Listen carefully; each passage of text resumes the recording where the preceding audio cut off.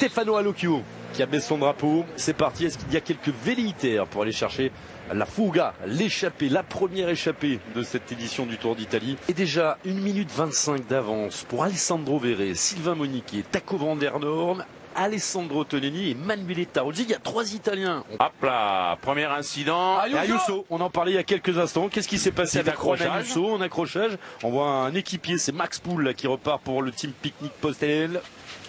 Oh là là, change de vélo, pas de panique, il y a le temps. Pas de panique, mais si, panique quand même. Mais pourquoi panique? Mais oui, on est à 91 km de l'arrivée. Oui, on est au pied d'une ascension. Mais je ne pense pas qu'il va falloir que tout le staff se calme.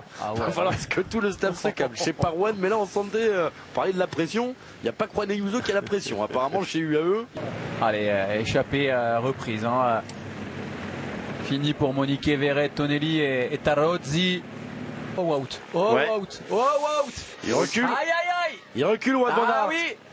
Il s'est mis dans le rouge. Il s'accroche. Alors soit il gère, il se laisse glisser gentiment, il perd 10-15 places, mais là... Ça monte toujours très vite. Ah oui. Trop vite pour Wout van Aert pour l'instant. Ouais, bien joué. Ça passe pour Bernal, regardez, ça casse derrière. Richard Carapace au sprint. Ce sont des grimpeurs qui essayent de tenir le train de la Lidl Trek. On a vu Romain Bardet également. Ça montre à quel point le rythme est très rapide dans cette ascension. Van Aert ne gagnera pas. Oh oui, un match à élimination qui est en train de gagner la Lidl Trek pour Mats Pedersen. Ah, il va garder Wout. Il est replacé. Dans la roue des Lidl Trek. On a notre duel. On en parle depuis ce matin. Pedersen, Van Aert. Après, on voit que Pedersen n'a plus beaucoup d'équipiers. Il n'en a plus que 2 qui ont beaucoup donné.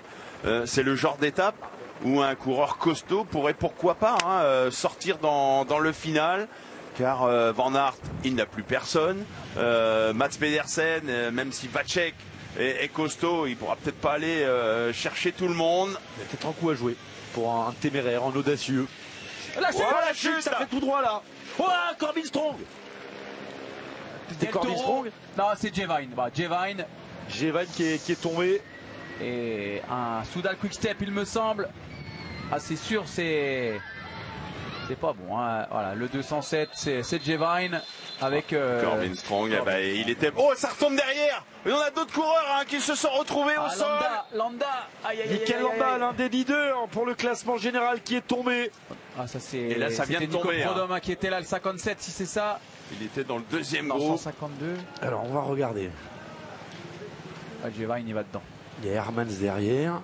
Jevine, il y va. C'est Strong qui fait le soleil. Ouais.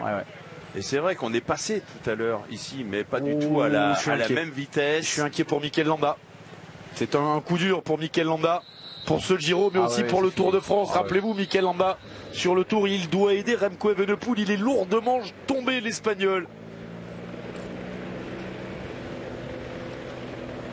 On a des petites cassures qui se sont opérées suite à cette chute. Je rappelle, tous les coureurs qui ont été victimes de cette chute vont prendre une cassure. On a la règle des 3 derniers kilomètres. Geoffrey. Ouais, c'est Geoffrey Bouchard, malheureusement. Bouchard, Landa, salement touché. Ils sont pas remontés sur leur vélo. Ah, puis les voitures qui se sont arrêtées dans ce virage là. Et Landa est toujours au sol. Accélération des Astana. Je pense que c'était une attaque. Nicolas Conchi. Ça va commencer à se regarder. Est-ce qu'il y en a qui va anticiper? Wout van Aert qui remonte. Romain Bardet bien placé. Ulissi est là pour Astana. Attention à Diego Ulissi, spécialiste du Tour d'Italie. Diego Ulissi, 8 victoires dans sa carrière sur le Giro. Avec Kelderman qui va rouler, il va donner un petit coup de main au Lidl Trek. On fait confiance à Van Aert. On veut pas laisser sortir, faire le coup de Victor Lafay qui avait surpris tout le monde sur le Tour. C'était où déjà? Je m'en rappelle plus. C'était au tout début du Tour. Tout début. Pitcock va faire le sprint. Olar également. À San Sébastien. C'est ça, dans le Pays Basque. Oh, Pays Basque. Van Aert, plein centre. On Bardet à droite. Protège Roglic pour la Red Bull. Attention, virage gauche.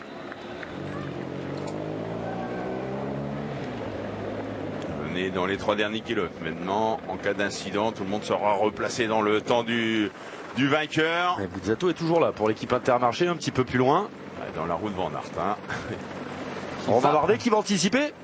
Il faut qu'il anticipe, qu'il hésite. Il a un équipier, ça s'est parlé. Il est technique, Romain. 2 km de l'arrivée. Et ce sont les hommes de Primož Roglič qui prennent les commandes maintenant. Avec Aleotti. Ça se bouscule dans la roue pour Pidcock et Buzzato pour prendre la route Van Aert. Lui déjà dans le sillage de Pedersen. Pedersen aime lancer de loin. Attention à Oulard également, vous en avez parlé tout à l'heure pour la Movistar. Alors, on veut tous être dans la route Van Aert. Hein. Ça jouait des épaules entre Oulard et les autres coureurs. Bardet avec Max Poul. Vous avez vu, hein, tout le monde se bat pour être dans la route Van Aert, mais personne ne se bat pour être dans la route Pedersen. Car dans la route Pedersen, c'est Van Aert. Et on vient pas titiller Van Aert, mais derrière, regardez, hein, c'est un petit combat entre Buzzato. Bardet, il faut pas le pousser. C'est se défendre, Romain. Dernier kilomètre. C'est dur de sortir. Hein. On voit Harper. Alors, Harper, il est peut-être là dans un rôle d'équipier. Ouais, ça serait plus logique parce qu'il a connu des moments un petit peu compliqués, Chris Harper. On l'avait vu tout à l'heure. Allez, juste avant le virage gauche, Romain Bardet qui va essayer de mettre Max Poul. Oh, attention à gauche, Primož Roglič qui bouffe du vent. Oh là, il n'a pas l'habitude de faire ça. Discute. Qu'est-ce qu'il nous fait, Scaroni? Le virage gauche, il va arriver dans 100 mètres maintenant. Pedersen bien placé à Oulard dans la roue. Finalement, Oulard qui a pris la roue de Pedersen. Van Aert en 4e position. Buzzato en 5e position. Il aime lancer loin Pedersen, mais pas trop loin non plus, attention. 400 mètres pour Mats Pedersen, encore un équipier. Il doit attendre. Mathieu Van Der Poel bien placé. Il s'est remis dans la roue de Mats Pedersen. Ça frotte avec Oulard. Buzzato derrière. Tom Pidcock. Et l'effort de Mats Pedersen qui va démarrer le premier. Est-ce qu'il va tenir jusqu'au bout? Il aime les sprints longs. Pour l'instant, ça tient. Buzzato qui fait l'effort derrière. Van Aert n'arrive pas à revenir au pédalier. Ça va se jouer entre Van Aert et Pedersen est sur la ligne. C'est Mats Pedersen. Van Aert encore 2. Ouais, avec un très beau boulot de Matthias Vacek, hein, qui c'est vrai s'est écarté tard, mais il les aime, ces sprints longs. Mats Pedersen, d'ailleurs, on a été patient. Van Aert, qui a été mis en difficulté dans la dernière ascension, a quand même trouvé les ressources pour remonter. L'ancien champion du monde. Bon, il bute pour une demi-roue, je pense, d'avance pour Mats Pedersen. Sa 51e victoire en carrière pour Mats Pedersen, la première sur le Tour d'Italie. Et il rentre dans le cercle fermé de ceux qui ont remporté des étapes sur le Tour de France, le Tour d'Espagne et le Tour d'Italie. Mats Pedersen a fait rouler, Mats Pedersen a gagné. Derek G va perdre du temps aujourd'hui.